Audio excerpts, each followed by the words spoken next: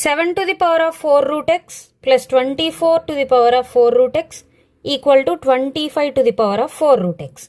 ఇక్కడ అబ్జర్వ్ చేసినట్లయితే 7, 24, 25 are Pythagorean triplets.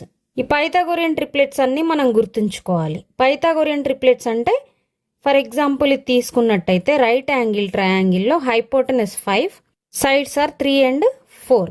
By Pythagoras theorem 5 square equal to side square plus side square. Hypotenuse square equal to side square plus side square. 3 square plus 4 square. 25 equal to 3 square 9 plus 4 square 16. 25 equal to 25. 3, 4, 5 are the Pythagorean triplets.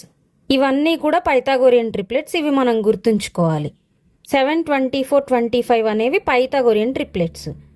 అంటే 7 square plus 24 square equal to 25 square.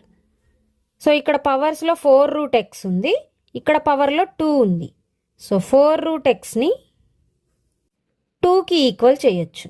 4 root x అంటే x to the power of 1/4 equal to 2. Both sides పవర్లో 4 తీసుకోవాలి.